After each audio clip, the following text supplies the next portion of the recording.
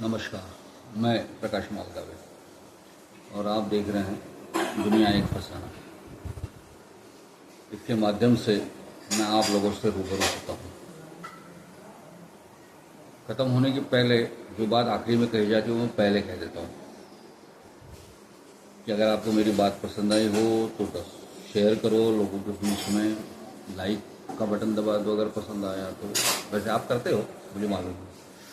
Subscribe करो और विशेषतः मेरे व्हाट्सअप के जितने भी मित्र वर्ग है जो जिन्हें मैं व्हाट्सअप पे भेजता हूँ, उन लोगों से तो मेरी खास गुजारिश ये है कि देखने के बाद एक सब्सक्राइब का बटन दबा ही दो आप। मेरी तकलीफ बचेगी आपको बार बार व्हाट्सअप पे भेजने की। आप हमेशा सुनते रहेंगे जो मैं कहता हूँ। और चर्चा और क्या हो गया, यूट्यूब पे अगर आप देखेंगे तो उसके ऊपर में आप बहुत सारी चीज़ें स्वयं से कर सकते हो। मुझे सलाह दे सकते हो, कुछ कमेंट्स कर सकते हो, ये सारी बातें जो होती है ना वो आप करो। इसलिए सबसे पहले तो ये विनती करता हूँ मैं आपको कि सब्सक्राइब जरूर करो आप इसको। वैसे अभी तक के जितने भी वीडियो हमने डाले वो चुनाव की यथार्थता के बारे में थे। चुनाव में जो दिखाई देता है वो तो सब न्यूज़ प्रिंट में आता है, वीडियो न्यूज़ आइटम में आता है, सोशल मीडिया में आता है, लेकिन मैं उन सारी चीज़ों को बताता हूँ जो पर्दे के पीछे रहती है, जो हकीकत में वो होता है, लेकिन उसके ऊपर किसी का ध्यान नहीं रहता है। अब जैसे पिछले एपिसोड में बताया मैंने कि जातिगत चुनाव के ऊपर में जाति का कितना महत्व है, इसके ऊपर में सारे मीडिया तंत्र जो है, इलेक्ट्रॉनिक मीडिया हो या प्रिंट मीडिया हो, ये बोलते हैं और सारी उसी के आधार पर चर्चा भी करते हैं। लेकिन ऐसा होता नहीं है। इस देश की जनता जो है वो जनता है वो केवल 5 या 10% ही जातिगत व्यवस्था के साथ जुड़ी रहती है और जातिगत आधार पे वो मतदान करती है। और वो भी लोग वही करते हैं जो जाति और अपने समाज के और अपने जाति के अंदर में जो अनेक विध कार्यक्रम करते रहते हैं, जैसे वधूवर परिचय सम्मेलन हो या सामूहिक शादी का आयोजन हो या मकर संक्रमण का कोई अपने समाज का कार्यक्रम हो, ये सब जो करते हैं उन लोगों का आग्रह रहता है कि जाति के आधार पर वोट करने का उनका आग्रह रहता है। बाकी जो सकल समाज है वो गांव में अपने अपने अपने राजनीतिक आस्थाओं के साथ में, विश्वास के साथ में, राजनीतिक नेताओं के साथ अपने संबंधों के आधार पर, तो संबंध भी दो तरीके के, एक तो डर या प्रेम, उसके आधार पर वो निर्णय लेता है। और अक्सर ऐसा देखने में आता है कि पंचायत के चुनाव से लेके तो विधान सांसद के चुनाव तक के ये जो गठजोड़ है गांव में बना हुआ, वो गांव में बना हुआ गठजोड़ जो है वो कायम रहता है। ये सारे प्रिंट मीडिया के सारे लोग जो है वो केवल शहर की बात देखते हैं, बाकी कुछ नहीं। इसलिए मेरा मानना है कि हम लोग इस बात पे कोई अपनी राय न बनाए। अभी जो बात है, अभी ये सब हो गया, चुनावी चक्कर तो खत्म हो गया। अब शुरू हुआ है असली खेल संसद के अंदर में। संसद शुरू हो गई। अब संसद की परिपाटी ऐसी है, उसके अपने नियम हैं, अपनी व्यवस्था है, अपनी परंपरा है, ये सारी चीज़ें। लेकिन प्रश्न ऐसा हो गया कि अभी कांग्रेस बहुत बड़ी शक्ति के साथ में, बहुत बड़ी शक्ति इसलिए बोल रहा हूँ कि गत चुनाव से 40 और 50 के बीच में रहने वाली एकदम 100 तक पहुँच गई ना भाई, तो इसलिए मैं शक्ति बोल देता हूँ, क्योंकि ये शक्ति का भान सब दुनिया को है लेकिन कांग्रेस को नहीं है। कांग्रेस भी 50 दुगनी हो गई, पहले 50 थी अभी 100 हो गई, तो तकरीबन तो इसका ही अहंकार उनमें इतना ज़्यादा हो गया है कि उन्होंने मान लिया कि जिसके बाद 234 लोग जो है वो उनके हर कारगुजारियों में साथ रखेंगे। हाँ, प्रारंभ है तो नई बात है ना। नया कहते हैं कि शादी के अंदर में नई हनीमून होने के बाद में 4-6 महीने तक के मियाँ बीवी बड़े प्रेम के साथ और सौहार्द के साथ में रहते हैं। 6 महीने 8 महीने के बाद में सही ढंग से समझ में आ गया। तो आज जो संसद का चित्र है, एक तरफ एनडीए 300 के पार है और ये 250 तक पहुंच रहे हैं, समझ लो आप।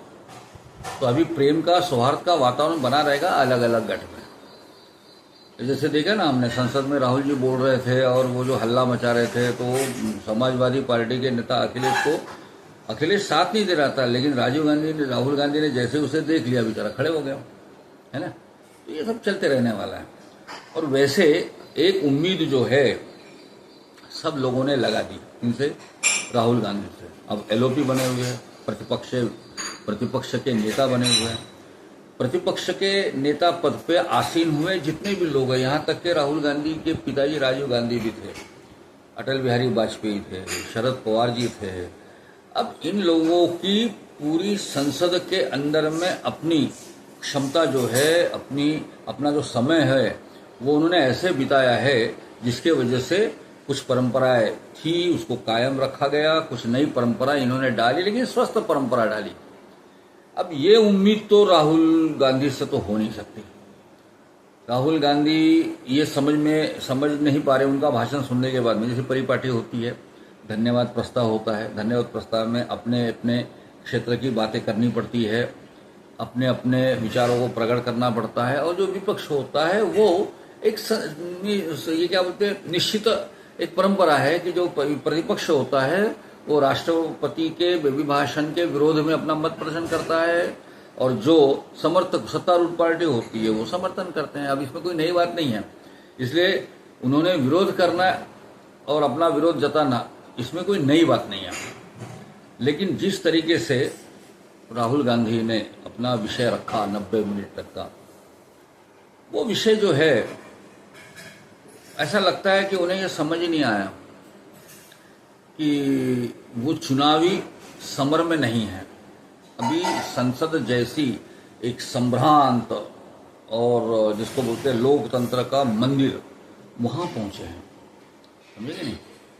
हर मंदिर की अपनी एक परंपरा होती है, अपनी नियम पद्धति होती है। उसके साथ उन्होंने, राहुल गांधी जी ने तो सभी के ऊपर में कटाक्ष किए, आरोप किए।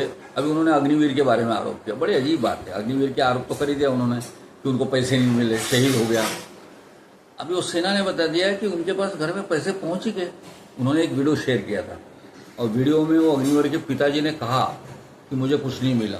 अक्सर मैं देखता हूँ कि जिनको कुछ नहीं मिला हुआ है ना, वो भी कोई दूसरा पूछने आता है तो कह देते हैं शासन ने कुछ नहीं दिया हमको। ये उम्मीद रहती कि ये तो कुछ दे देगा भाई हमको, इसके लिए उन्होंने बोल दिया। राहुल गांधी ने उसी को पकड़ के बता दिया, और सेना के अधिकारियों ने बता दिया इतने इतने पैसे हमने उनको भेज दिए। बात तो गलत होगी। तो बगैर तथ्य के, जानकारी के ये ऐसा विषय रखना, ये तो खैर उनकी आलू सोना वाली बात तो हम लोग तो देखते हुए हैं, तो इसलिए उनसे उम्मीद नहीं की जा सकती कि वो बड़े सही ढंग से एलओपी को सूट हो ऐसी, या उस पद की प्रतिष्ठा को रखते हुए वो कुछ बात करेंगे। वो उनसे तो उम्मीद ही नहीं कर सकते। इसलिए उनसे उम्मीद करना कि बहुत अच्छा वो करेंगे। लेकिन एक हमारे सत्तारूढ़ एनडीए के लोगों के बारे में भी मुझे कहना है कि जब मालूम है कि ये बंदा ऐसे ही बोलेगा, तो उसके ऊपर इतना रिएक्शन देने की भी गरज नहीं है। हर 2 मिनट में खड़े हो गए, विरोध किया, उन्होंने फोटो बताया, फोटो के विरोध में किया, उन्होंने हिंदू का विरोध किया। अरे बाकी जो लोग हैं, प्रमुख लोग, अमित शाह जी है, उन लोगों ने जो कहना वो कहते हैं, सारे हल्ला मचाना शुरू कर देते हैं। मेरी एक सलाह है इन लोगों से कि राहुल गांधी से तो कोई उम्मीद नहीं है कि वो सही ढंग से कुछ बोलेंगे, तो इतनी उम्मीद ही क्यों हो? समझे, उम्मीद कभी भी इतनी ज्यादा न हो, वरना उम्मीद के टूटने का गम भी ज्यादा होता है। कभी उम्मीद नहीं करना चाहिए उससे जिसे कोई उम्मीद का कोई फल नहीं मिलने वाला है। इसलिए मुझे ऐसा लगता है कि एक नया प्रयोग एनडीए के लोगों ने करना चाहिए। एक सलाह है मेरी। सोचे वो कि अब राहुल गांधी जिस विषय के ऊपर में बोलने के लिए खड़े हो, वो अपना भाषण चाहे 10 मिनट का करे या 100 मिनट का करे, उनके भाषण के किसी भी मुद्दे के ऊपर में एनडीए के 303 जो भी सदस्य हैं उनमें से किसी ने भी रिएक्शन नहीं देना। यानी कोई बात सुनना जो है वो दिखाई भी न दे कि वो सुन रहे हैं। कोई अपना काम कर रहा है, कोई पेपर पढ़ रहा है, कोई किताब पढ़ रहा है, कोई अपना भाषण के बारे में कर रहे हैं, और कोई उनको नहीं सुन रहे हैं। मुझे कैसा लगता है कि राहुल गांधी में जो उत्साह आता है ना, जोर जोर से कुछ कहने का, उटपटांग बातें करने का, वो उनके सामने लोग रिएक्शन देते हैं। इसलिए आप देखो ना, दो आदमी अगर आपस में बहस कर रहे हो तो वो झगड़ा कितने भी दूर तक चल सकता है, किसी भी स्तर तक जा सकता है। लेकिन एक आदमी ने मौन पकड़ लिया तो क्या ठीक हो जाता है, सामने वाला आदमी चुप हो जाता है। अकबर बीरबल की कथा है। अकबर में बीरबल से कहा कि बेवकूफ़ आदमी से बात करना है तो क्या करना चाहिए, तो बीरबल बोले मेरा एक बेवकूफ़ नौकर है, बोले वो बता देगा। वो बेवकूफ़ नौकर राज्यसभा में लेके आए। अकबर ने उसको पूछा कि भाई बेवकूफ़ आदमी से बात करने से क्या करना चाहिए, तो ये चुप रह गया, कुछ बोला नहीं, क्योंकि इशारा किया नहीं था बिरबल ने उसे कुछ बोलने का, ये चुप रहा। उसके बाद फिर सवाल पूछा, फिर सवाल पूछा, फिर सवाल पूछा कि बेवकूफ़ आदमी से अगर सामना पड़ा तो क्या करना चाहिए, वो कुछ नहीं बोला, चुप रहा। अकबर ने गुस्से में पूछा बिरबल को कि बिरबल ये मेरे सवाल का जवाब ही नहीं दे रहा। तो जहां पना वो जब से आपको तो जवाब ही दे रहा हूँ कि बेवकूफ़ आदमी से बात करे तो क्या करना चाहिए, चुप रहना चाहिए। तो मेरा ऐसा मानना है कि एक बार ये प्रयोग करके देखना चाहिए 1-2-4 महीने के लिए, और उसके विरोध में उनका पूरा भाषण खत्म होने के बाद में जो जो मुद्दे आक्षेपार्ह है उसे अपने भाषण में निकाल कहते हुए अध्यक्ष से विनती करना चाहिए कि ये एक्सपेंज करना चाहिए, उस सभा की कार्रवाई से निकाल देना चाहिए। उन्होंने बोला और इमीडिएट खड़े होकर बोला कि इसको निकाल देना चाहिए, तो उनको बहुत जोर आएगा। आखिरी में बोल देना सब मिलके, और सारा सभापति तो आपकी सुनती ही है, सभापति उनके भाषण के सारे मुद्दे निकाल देंगे, लेकिन अपने भाषण में उनके सारे मुद्दों का प्रतिवाद करना चाहिए। वो तब नहीं करना चाहिए जब वो राहुल गांधी बात कर रहा हो, उसके बाद करना चाहिए प्रतिवाद, जैसे नरेंद्र मोदी जी ने किया। तो सारा प्रतिवाद, क्योंकि वो तो बीच में नहीं बोले, पर एक बार बोले थे, बीच में न बोलते हुए उन्होंने प्रतिवाद किया, अपनी बात कही।